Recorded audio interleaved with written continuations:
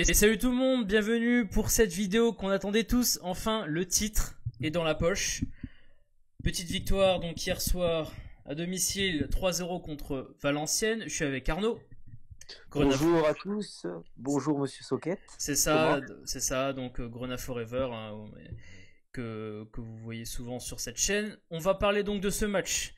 Donc là vous allez voir sur votre gauche, vous avez les différentes parties que l'on va aborder sur ce débrief. On va tout d'abord commencer par le match en soi. Donc comme je l'ai dit, victoire de Metz 3-0 à domicile contre Valenciennes. Match qui s'est en gros déroulé durant la première demi-heure. Donc si vous n'étiez pas là de votre télévision, pour ceux qui n'étaient pas au stade, eh bien, vous avez loupé tout si vous êtes arrivé après la 30e. Avec ouverture du score de Open Gate sur un très bon débordement, sur un très bon jeu avec Delaine qui centre pour Opa qui reprend sans contrôle directement dans les filets du gardien de Valenciennes. But derrière de David Diallo à la 25e sur un centre de Renaud Coad. C'est extraordinaire de parler d'un centre de Coad, mais il a fait un centre et un très bon centre sur cette action qui permet à Metz de mener 2-0. Et puis penalty obtenu par Ivan Baliou à la 30e, côté droit donc, après un travail avec Ibrahim Agnan. Penalty obtenu par Baliou qui est transformé par Habib Diallo qui marque donc son 25e but, c'est ça? 25e but, il rejoint Charbonnier, c'est tout ça fait ça. C'est ça, 25e but d'Habib Diallo qui rejoint donc effectivement Charbonnier et but marqué à la 30e. Et après ça, j'allais dire plus rien, non, il y a eu des actions, mais il n'y a plus de but. Donc le match qui s'est déroulé effectivement en première mi-temps. Donc au final, pour résumer rapidement, on pensait passer une soirée, le reste de la soirée tranquille au stade. D'ailleurs, moi-même et Arnaud, nous étions au stade. Évidemment, on pensait passer le reste d'une soirée tranquille, on va dire, voilà, en se disant, ouais, de toute façon, le match se déroule bien pour nous. De l'autre côté, il y a un match qui se déroule vers Béziers, où on se dit, avant le match, bon, allez, Valenciennes va péter Béziers, hein, comme ça. Brest va péter Béziers. Pardon, oui, excuse-moi. Brest va péter Béziers, donc tout jouera de toute façon sur le match contre Nancy, voire dans le dernier match contre Brest. Donc on s'est dit, allez hop, de toute façon, voilà. Et puis, quand on a regardé les scores, on voyait que il y avait 0-0, que Brest n'arrivait pas à marquer. Et là arrive la 90e minute de jeu. Je crois que c'est 90e, non? 90e, alors que nous, on était déjà dans le temps additionnel. C'est ça. Et donc, nous étions tous avec nos téléphones portables, essayer de rafraîchir l'application Match en direct, vu que la connexion à Saint-Symphorien est très compliquée. C'est ça. Quand une clameur est soudain apparue dans le stade. C'est ça, comme une clameur est apparue, un souffle, un vent terrifiant est apparu derrière nous.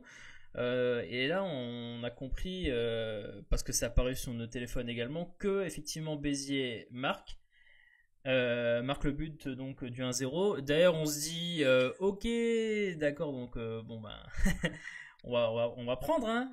Et donc on attend. Le match de Metz se termine, donc 3-0, tout ça, on attend quoi, 2-3 minutes que le match. Voire même plus, 5 minutes de temps additionnel. À Brest, donc on était dans le... Ouais.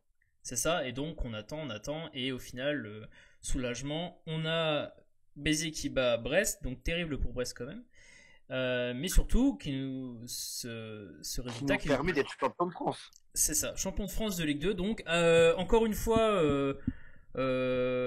inattendu, hein, c'est comme... voilà. Hein. Complètement inattendu, c'est ce qui rend le titre encore meilleur. C'était un sentiment indescriptible. Et encore une fois, à la 90e minute, c'est ça qui est assez rigolo. C'est vrai que c'est en... Ouais, et voilà, comme tu l'as dit, on est là, on se dit, ouais, allez, on va faire le match, le boulot est fait. Et c'est vrai que... Et on a ce cadeau venu du ciel un peu par miracle. Ouais. Derrière. C'est clair. Donc on va pas bouder notre plaisir, hein, parce que la fête du coup a été belle, ça a rattrapé un peu la non-fête qui devait être prévue contre Grenoble, bah là justement c'était pas attendu et au final Mais ça a permis une petite fête un peu inattendue qui a duré une bonne vingtaine de minutes et ça annonce une bien belle soirée dans 2 semaines contre Brest en tout cas. c'est ça, c'est exact. Mais donc on va juste donc résumer le match en soi. Si on doit juger le contenu du match, même si maintenant on va dire que bon c'est la fin de saison et que maintenant que la montée est assurée, le titre est assuré, bon on peut quand même faire encore des petites analyses de match. Alors chose intéressante sur l'équipe qui était mise en place par Vincent Ognon lors de cette rencontre, c'est la titularisation d'Ibrahim Niane en tant qu'ailier droit. Euh, Mhm. donc assez inédit. J'ai pas souvenir qu'il y ait eu avant une C'est une ou deux fois cette saison déjà. en équipe de départ. Hein. Mhm. Ensemble, c'est déjà Ouais, arrivé. Bah, c'était arrivé, si je dis pas de bêtises, le soir du derby, c'est vrai.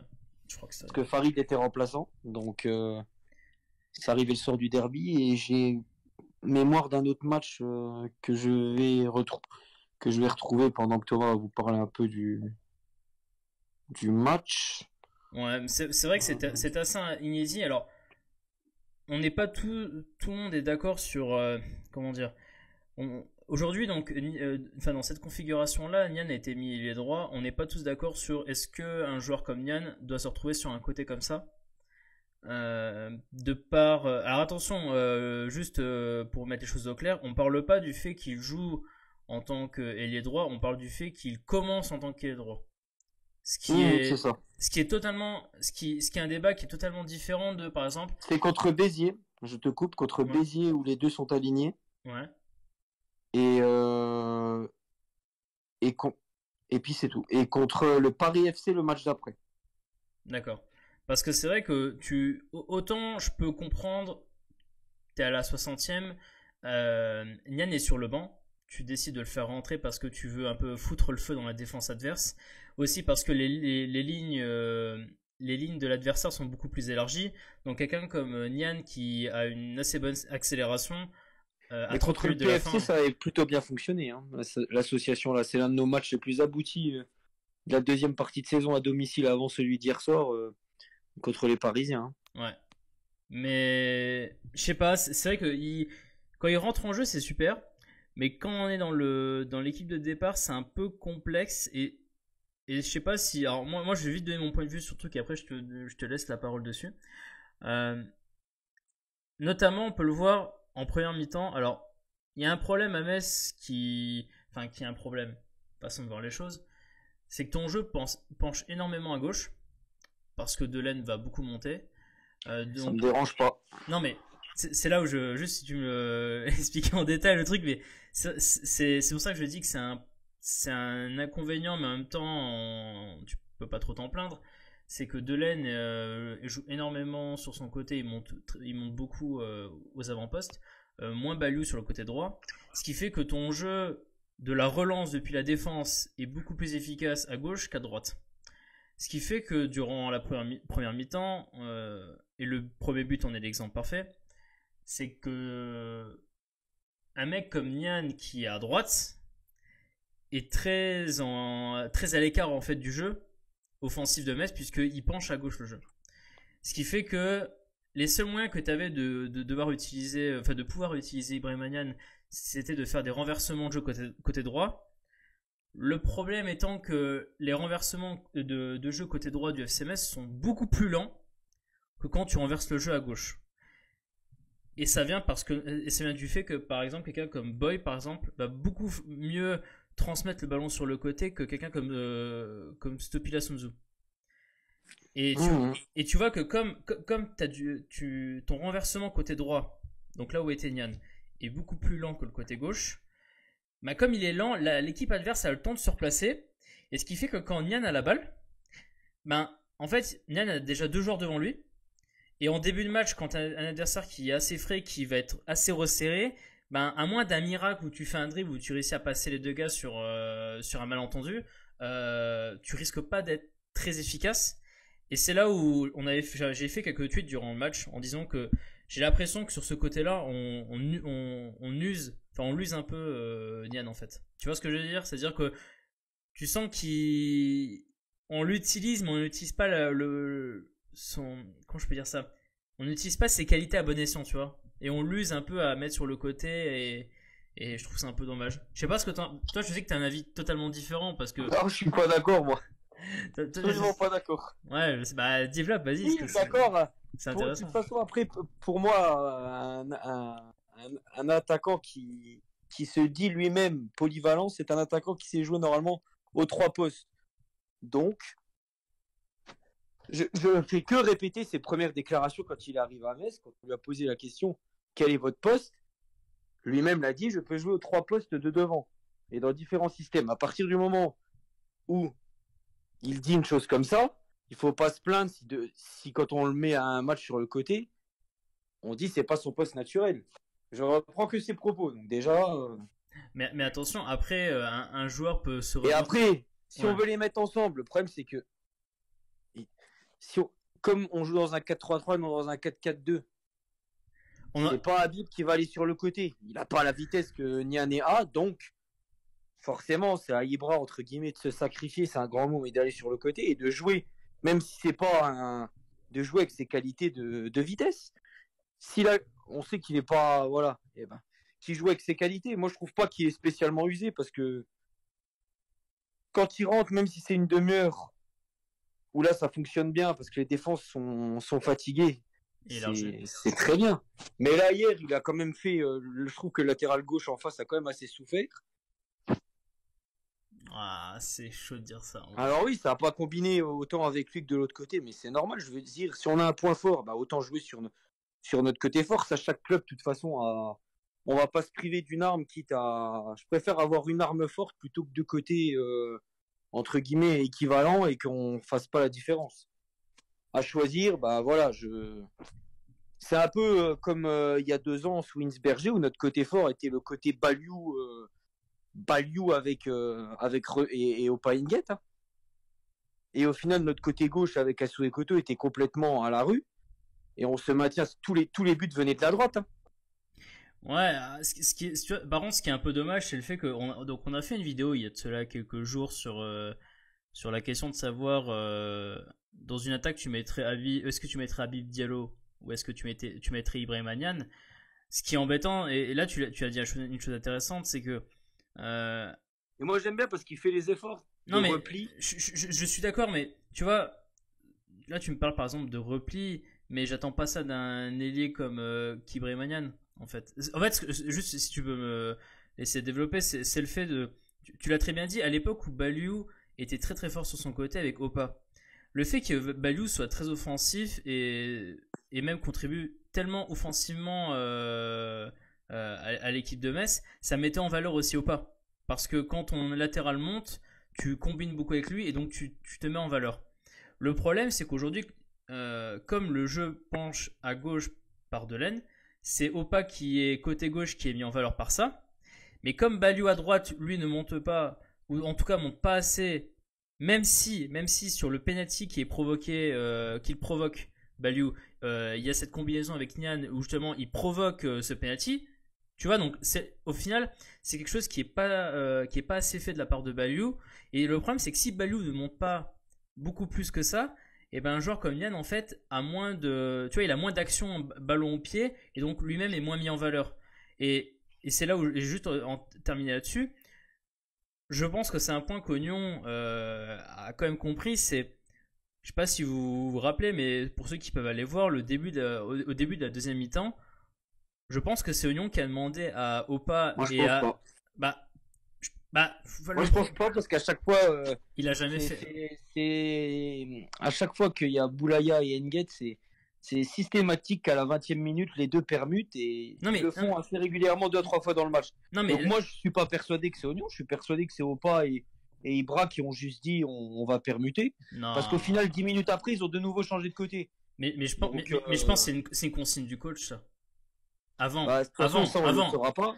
Ouais, je sais. Mais ce que je veux dire par là, c'est que c'était assez inédit de voir ça quand même, de voir Nian passer du. En fait, ce qui s'est passé, c'est que Nian est passé côté gauche et OP est passé côté droite.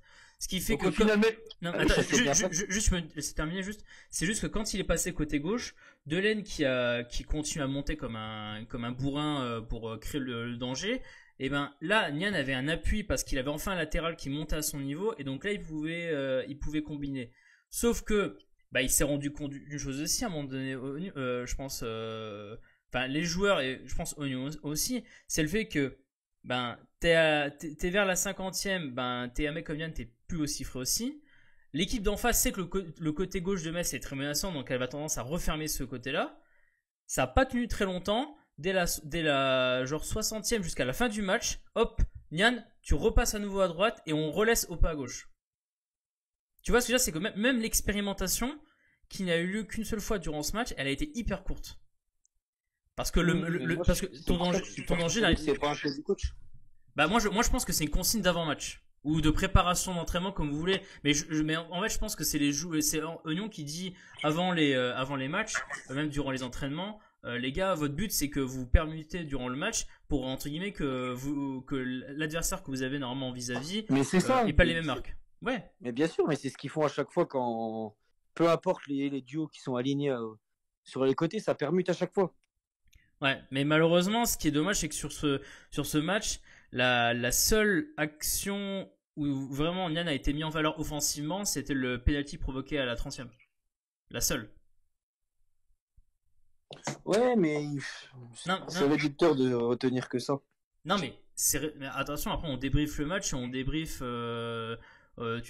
vois, on débriefe le match et offensivement parlant, le fait est que même quand il était mis côté gauche, au final, ça n'a pas été autant efficace que quand. Tu vois ce que je veux dire, quand Opa était côté gauche. Ah bah oui, mais après ça, de toute façon, les deux n'ont pas les mêmes qualités, donc forcément. Ouais, mais c'est pour ça que moi on a un pur ailier et un attaquant un peu, voilà, c'est pas pareil. Ouais, mais tu vois. Moi, je trouve pas que ça a été, voilà, qu'il a été. Ça a pas fait pchit. Donc on attendait peut-être mieux, mais ça. Non, mais ce que je veux dire par là, c'est qu'il est. Enfin, il faut comprendre, c'est qu'il a pas été mauvais. Parce qu'il, c'est la vérité, il a pas été mauvais. Maintenant, quand tu sais que actuellement dans la situation du FCMS, tu ne sais pas si par exemple Habib Diallo à qui reste un an de contrat, tu sais pas si tu vas le prolonger. Je me dis c'est dommage d'user un joueur comme Nian, alors qu'en réalité, si on sait que si Diallo part, on sait très bien qui est propulsé aux avant-postes du FCMS dès que, enfin, si Habib n'est plus là. Tu vois ce que je veux dire? Et surtout, c'est que là, on a fait un cas important, c'est que Nian, il a pris la place de Boulaya dans le 11 de départ. Oui, parce que Farid en ce moment piquait un peu du nez. Oui, mais la question, c'est qu'en théorie, est-ce que Boulaya est titulaire devant Nian côté droit? Genre, Boulaya, si on, d'un point de vue théorique, apporte beaucoup plus au jeu du FCMS offensivement. Non, mais là, il faut pas commencer à. C'était juste un choix sur la forme du moment, là. Oui, non, mais ce que je veux dire par là, c'est que d'accord, c'est un choix sur la forme du moment, mais sur une saison entière, d'accord? C'est que si tu considères que Boulaya apporte plus que Nian offensivement parlant, ça veut dire que Nian est encore mis sur le banc. Ah bah oui, bah après ça c'est. Voilà, c'est ce que je te dis. Sauf si on arrive à un retournement de situation avec un système à deux attaquants, ce qui est un doux rêve quand on s'appelle le FCMS, parce que si Metz était connu pour l'innovation tactique, ça serait. Hein, je rappelle que la dernière fois qu'on a eu un 4-4-2, Monsieur Beber-Cartier qui nous avait fait ça, l'année d'après en Ligue 1, on lui a gentiment fait comprendre que bon, t'as avec tes conneries, maintenant tu joues avec une pointe, voilà. Ce qui ne nous a pas empêché d'ailleurs d'évidemment descendre. Qu'est-ce qu'on peut dire d'autre sur le match? Est-ce que tu as d'autres points, peut-être quoi, qui gagne pas, peut-être Non, mais on a eu un. Je trouve que c'était une première demi-heure, ça faisait longtemps qu'on n'avait pas vu autant de mouvements offensifs de qualité à Saint-Symphorien. Ça c'est vrai. Première mi-temps, très bien. Ça penche à gauche, mais c'est l'éternel débat. Moi, si on peut attaquer 90 minutes de ce côté-là, il faut toujours un côté fort et un autre côté, voilà, où il faut serrer un peu plus. Alors moi, ça me pose aucun problème. Alors oui, il y en a qui aimeraient un peu plus de variété, mais autant jouer sur ses qualités plutôt que de vouloir absolument avoir de la variété. Hein. Bah, la question, c'est est-ce qu'une équipe, par exemple en Ligue 1, n'arriverait pas rapidement à contenir le côté droit en fait en déplaçant les forces côté gauche. Ah oui, mais après ça sera pour l'instant on n'en est pas là, mais non mais c'est un débat déjà qu'on pose déjà parce que c'est un débat qui va se poser cet été quand tu vas faire la préparation d'avant-saison, de te dire que les équipes, si elles ont vu un peu comment on jouait Metz en Ligue 1, elles vont mieux réagir qu'en Ligue 2.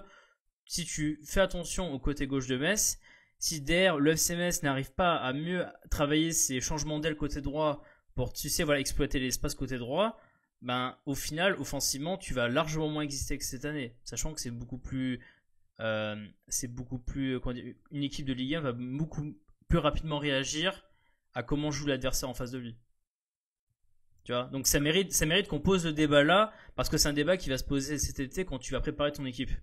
Et la préparation de Metz, elle commence dans exactement, c'est quoi, c'est dans un mois, hein. Un mois, 2 mois. Hein. Un mois et 10 jours à peu près. Donc ça mérite quand même c'est un débat qui mérite quand même d'être posé quand même, quoi. Mais ouais, sinon dans l'ensemble c'était un match, c'était plaisant. C'est ça. Après c'est ce que j'avais dit, c'était étant donné qu'on était monté en Ligue 1 et qu'on jouait pas avec la pression. Quand tu joues libéré, forcément, bah c'est beaucoup plus facile. Hein. Ouais, t'essaies surtout aussi de pas faire de faux pas si t'as encore l'objectif du titre, en disant que voilà quoi, la semaine prochaine tu vas tu vas à Nancy et dans 2 semaines tu recevais potentiellement pour le titre. Je dis recevais puisque c'est plus le cas, mais tu recevais potentiellement pour le titre, donc tu devais pas trop te louper non plus. Tu vois, tu joues libéré, mais tu dis que si t'as l'objectif du titre, quand même, faut pas faire n'importe quoi non plus, quoi. Donc après voilà, c'est. Ouais. Donc sinon, c'était pas mal. Ouais. Sinon, flop, top flop rapide, parce que je pense qu'il n'y a pas grand flop à dire. Mais toi, c'est quoi un peu si tu dois me dire un top et un flop? Moi, je pense que le choix réducteur serait de mettre Habib Diallo en top avec ses 2 buts et le travail qu'il a fait. Ouais. Mais c'est pas lui que j'aurais mis en top. Je mets sous l'impression de me répéter chaque semaine, mais le top d'hier, c'est Monsieur Renaud Coad. Bah, Quelle masterclass, encore une fois. C'est le baromètre, c'est-à-dire que c'est quand il rate un match comme la semaine dernière, on voit que c'est tout le jeu messin qui s'en ressent et qui en pâtit. Mmh. Et quand il est dans un bon jour, comme quasiment 90% de ses matchs cette saison, c'est tout le jeu messin qui en sort sublimé. Et quand même, ses points faibles deviennent le soir même, c'est-à-dire les phases de coups de pied arrêtés, des points forts. Bah, c'est ça, c'est que. C'est son petit péché mignon, tout ce qui est coups de pied arrêtés, que ça soit les coups francs, corner, et quand le jeu est arrêté, qu'il doit faire un centre aux 20 mètres, il a du mal à la lever. Hier, c'était du. Ah bah hier, c'était. Hier, voilà, là, quand t'es à la défense de Valenciennes, enfin, quand t'es en phase défensive côté Valenciennes, les centres ils sont chiants à gérer, quoi. Les centres de quad ils sont chiants à gérer pour eux. Et puis il a 2 occasions, on sentait qu'il avait envie de mettre son petit but. Le public Messa l'attendait parce que bon, il a pas marqué encore à Saint-Symphorien cette saison. Ça aurait été un beau. Offensivement, il a. What, parce qu'après défensivement, il est fidèle à lui-même, c'est toujours. Ça, c'est ses qualités, mais offensivement, quand il est à ce niveau-là, c'est clair. Il n'y a pas grand-chose à faire pour les autres. Hein. Ouais, il n'y a pas grand-chose à dire. Et un petit flop, si t'as un petit hic. Un petit hic. Qui est pas forcément un joueur. Pas forcément un joueur. Hein. Moi, je sais ce que tu peux penser, mais il y a peut-être un petit hic sur cette rencontre en général. Voilà, le petit hic, c'est. En joueur, un match comme ça, difficile à sortir un flop. Peut-être. Non, mais pas forcément un joueur, mais un hic général. Non, pas forcément un joueur, tu sais, mais. Non, mais un hic général, j'en ai pas forcément. Je dirais que j'étais un peu déçu du fait de pas avoir vu le jeune rentrer. Ah, évidemment. Le jeune Amadou Diagne, ici. pensais qu'on allait le faire rentrer dans les 5 dernières minutes, voilà, histoire de... Et à la place, on a eu l'artiste brésilien Jonathan Rivérez. Après, est-ce qu'on donne un peu de, voilà, pour que John participe à la fête, étant donné qu'on sait qu'on va pas le prolonger, c'est une possibilité, c'est un point de vue qui peut être.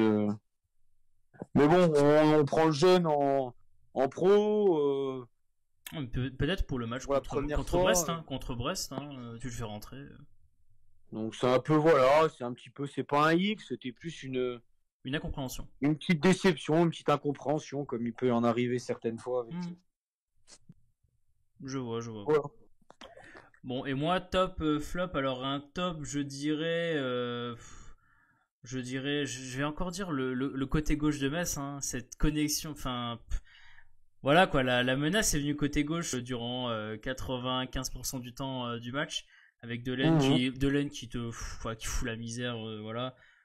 J'aurais pu mettre comme toi aussi le fait que Quad a quand même bien impacté, mais ouais, j'irai en général le côté gauche de Metz quoi, qui est assez fort. Et en flop, j'aurais pu parler, comment dire, du fait qu'on n'était pas finalement beaucoup de personnes à Saint-Symphorien. Ah bah 10 000 spectateurs, c'est honteux. Après, ça peut être dû au fait qu'il y avait le Metz Handball qui jouait. C'est ça, c'est pour ça que je vais pas... C'est vrai que le Metz Handball attire de plus en plus de monde. Déjà les années précédentes, mais encore plus cette année avec le fait qu'elles vont en Ligue des Champions. Puis et la moitié des publics des arènes sont aussi des fervents supporters des Grenades. Donc forcément, ça a pu jouer. Étant donné que voilà, mais c'était déjà en Ligue 1, bah, certains se sont dit bon, on va privilégier les arènes, on fera la fête contre Brest, donc ça a pu en pâtir, mais même. Parce que c'est vrai que 11 000 spectateurs pour l'avant-dernier match chez toi en Ligue 2, moi je trouve ça encore moins de spectateurs que contre Grenoble. Ouais, c'est un peu. Enfin, pour de toute façon, on a fait un débat, ça sert à rien qu'on revienne là-dessus. Ouais, mais je suis d'accord. C'est vrai que moi j'ai vu la photo, je sais plus, c'était du tifo qui avait déployé les groupes, enfin les deux groupes de supporters en tribune ouest basse. Tu vois, c'est vrai que c'est cette photo. De toute façon, Kidja l'a dit, Kidja a dit, je suis un peu déçu de nombre de spectateurs. J'aimerais bien un jour voir un stade plein. Heureusement qu'il y a les deux copes qui mettent l'ambiance, c'est ce qu'il a dit hier soir. Ouais, mais encore une fois, c'est un sujet qui malheureusement dépend pas du ressort des supporters en ça. Il faut venir chercher tes spectateurs quoi. Et ça c'est pas notre ressort à nous, c'est quelque chose qui doit être pensé beaucoup plus haut. Et on a déjà fait un débat dessus. Bon, voilà quoi, c'est. On verra contre Brest. Et maintenant qu'on est champion, les gens vont savoir qu'il y aura certainement des petites festivités de fin de match avec la remise du titre, peut-être Frédéric Antonetti, un feu d'artifice. Si même avec ça, on n'arrive pas à avoir plus de 20 000 spectateurs, ça serait difficilement compréhensible. En plus, un vendredi soir, dans 2 semaines, normalement, on va toucher du bois, il fera beau. Donc, je veux dire, Ouais, mais on verra bien. C'est un sujet qui est assez complexe. Ça, on aura le temps d'en parler. Ouais. Alors, troisième point qu'on va parler, c'est par rapport à la question du titre. Alors, on n'est pas d'accord, toi et moi, sur cette question-là. Il n'y a pas qu'on n'est pas d'accord. Juste, j'explique la question. C'était notamment une question qu'on se posait avant le match même contre Valenciennes. On se disait, quand tu gagnes... Enfin, donc dans notre situation, on avait validé la semaine dernière notre montée en première division.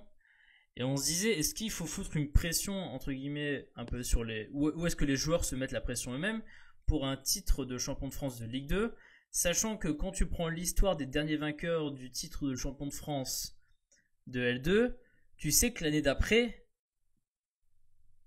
tu vois, ça conditionne rien. Et donc de se dire... Bien sûr. Et donc la question était de savoir si on ne pas gagner le titre de champion de France de Ligue 2 aurait été une déception, ou est-ce que c'était quelque chose en mode c'était de toute façon un bonus, donc il n'y a pas forcément de déception, mais juste bon, c'est un peu embêtant, mais c'est pas une déception.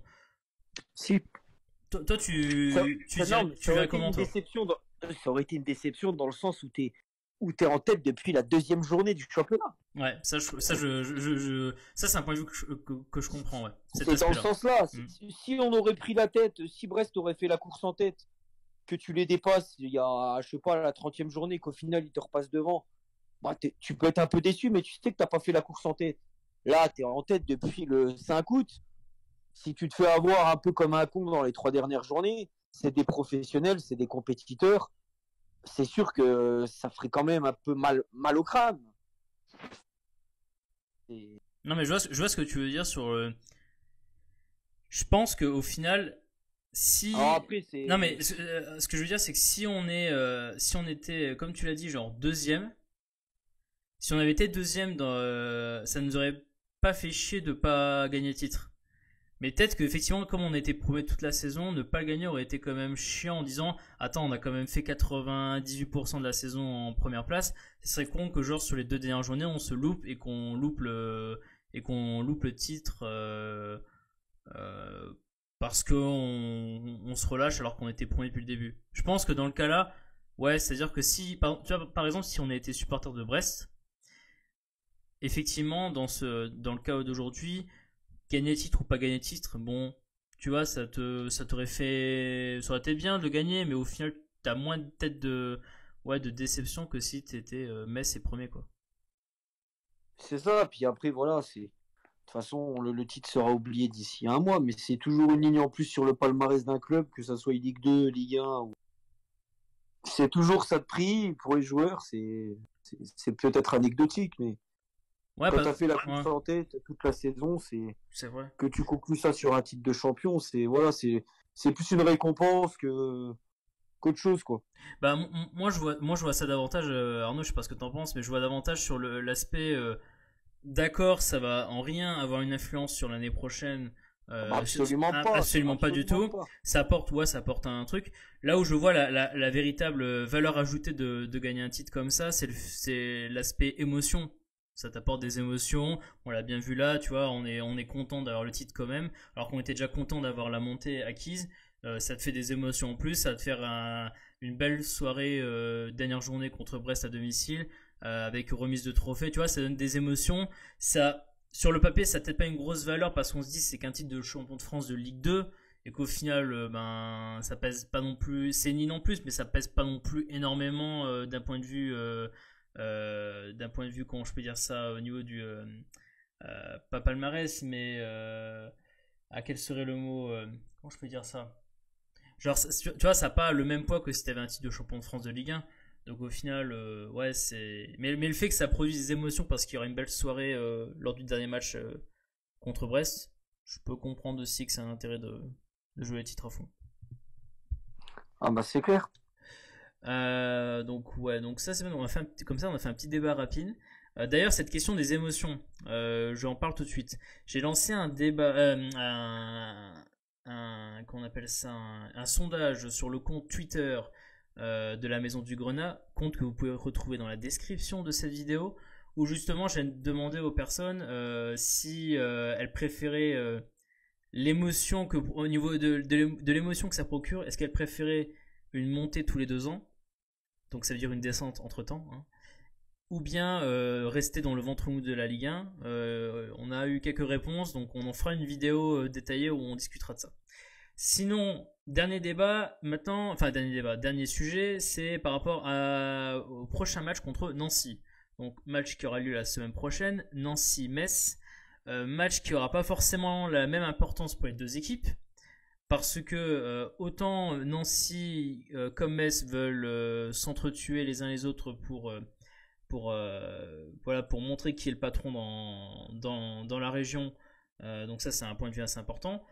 Mais Nancy a quelque chose en plus, a une motivation en plus, c'est que Nancy joue son maintien. C'est ça. Donc à partir de là, toi, on est d'accord que il faut aller à Nancy. Comme j'ai dit juste après la fin du match contre Valenciennes. Maintenant, tu sais que le match de Nancy, c'est un peu c'est ta vraie finale de la saison, quoi. Dans tous les cas, on aura abordé ce match de Nancy dans le ventre mou, en se battant pour le maintien, déjà condamné ou déjà sûr de ne pas monter, il y aurait eu la même motivation. C'est un match à part, complètement à part dans une saison, ça reste un derby. Les joueurs vont faire complètement abstraction du classement, que ça soit côté nancéen et mon côté messin. Voilà. Mais c'est un derby, et les joueurs ils le savent. Je pense que même eux, si tu viens à perdre le derby la semaine prochaine, eh ben certes il y aura une saison magnifique, mais il y aura ce petit goût amer dans la bouche d'avoir perdu le derby. Ça, j'en suis persuadé. Et moi aussi, ça risque de fortement m'énerver s'il y a un résultat négatif la semaine prochaine. Après, faut pas oublier. Les joueurs l'ont dit, hein, ils ont tous été unanimes. C'est on va à Nancy. En plus, ils ont eu le même mot d'ordre, c'est la motivation toute trouvée. C'est nos supporters n'ont pas le droit de se déplacer, donc on va tout faire pour gagner pour eux. Que la motivation est toute trouvée. C'est ça, ouais. Donc si c'est pas la motivation d'un titre, eh ben c'est la motivation de faire plaisir aux supporters qui seront restés au chaud chez eux comme nous devant ma télé. Ben voilà. Ouais, et puis surtout. Ils ne demandent pas forcément de gagner. Enfin, après, Arnaud, il faut. Ils demandent juste de ne pas perdre. Ouais, mais Arnaud, il faut pas oublier aussi que quand même on a gagné la rencontre aller à domicile. C'est pour ça. À partir du moment où on l'a gagné à Saint-Symphorien, même un match nul 0-0 à Nancy, moi ça me convient parfaitement. Ce sera pas une grosse tache noire dans le bilan du FC Metz, mais c'est vrai que tu prends davantage les matchs contre Nancy comme des événements à part dans une saison, voire même pas comme un événement dans la saison, mais presque comme un événement en dehors de la saison, quoi, vu l'importance que ça a. C'est ça. Ouais, donc forcément, tu vas là-bas, entre guillemets, en disant que c'est un derby, donc c'est important pour tes supporters, c'est important pour le club lui-même, quoi, tout simplement, parce que le club aussi veut affirmer sa suprématie aussi dans la région. Ce qui fait que, ouais, comme j'ai dit, c'est un peu ta finale. Aujourd'hui, maintenant, on a la montée, on a le titre. Il faut dire que le match contre Nancy, c'est un peu le dernier match de ta saison, quoi. Même s'il restera le match contre Brest à domicile, mais au final, le derby contre Nancy, il faut que tu te dises que c'est ton dernier match de la saison. Donc c'est le match où tu dois te donner à fond, parce que tu sais que là, il y a 3 objectifs dans une saison, dans cette saison de Metz. C'était la montée, les derbys, le titre. T'en as déjà réussi 2. Maintenant, tu veux boucler la boucle avec un 100% imperfect dans les derbys contre Nancy cette saison, quoi. Mais bien sûr, c'est un peu la cerise sur le gâteau, mais c'est ça. De toute façon, les joueurs, ils le savent. Hein. Pour eux, c'est c'est non. Il n'y a pas de. Moi, en tout cas, ça m'embêterait vraiment que si on repart avec 0 points la semaine prochaine, ça va m'agacer, je pense. Selon la physionomie du match, ça risque de fortement m'agacer. Après, fortement s'agacer quand tu vois la saison que tu fais. Ah oui, après je saurais faire la part des choses. Ouais, non, mais cas, voilà, mais en travers de la gorge, entre guillemets. On l'aura un peu en travers de la gorge. Après, je me dis que je préfère être dans notre situation que dans la situation de Nancy actuellement, quoi. Après, c'est toujours l'éternel débat qu'on a eu. Vaut mieux c'était toujours la question à choisir entre une montée en Ligue 1 ou perdre les 2 derbys. Bah voilà, les gens vont choisir la montée en Ligue 1 quitte à perdre les derbys. C'est clair. Mais bon, si on peut concilier les deux, comme il y a 2 ans en Ligue 2 sous Bébert, on avait gagné les 2. Ah bah dans ce cas, on prend. Hein. Ah, nous, on prend. Hein. De toute façon, là, c'est clair. Nous, en plus, on est champion, donc on va jouer libéré. On va avoir une équipe de Nancy qui, eux, ils vont un peu avoir le trouillomètre à 0 si perdent. Derrière, ça gagne. Donc, ça va laisser des espaces. Nous, on va jouer libéré. Je pense que ça va être un match assez ouvert, qu'il va y avoir des buts des 2 côtés. Il faut jouer libéré, mais il faut aussi jouer avec une certaine rigueur aussi, te dire que c'est le dernier match, faut pas le louper, quoi. C'est le dernier. Voilà, puis là, de toute façon, les mecs vont être motivés. Ça va être des guerriers, hein, ça va être. Ouais, et puis tu sais que tu as des guerriers comme dans ton équipe, donc et puis t'as le fait que. Puis on a quand même des joueurs expérimentés là. Ouais, donc. C'est des mecs. Ils savent ce que c'est la notion d'un derby. C'est ça. Et ils ont déjà gagné ils ont déjà gagné le premier, donc ils savent l'importance. Ils ont gagné le premier, donc ils savent ce que c'est. Ouais. Ils savent l'importance que ça a, donc c'est clair que. Donc après c'est sûr, c'est dommage que ce match-là n'ait pas une importance au classement.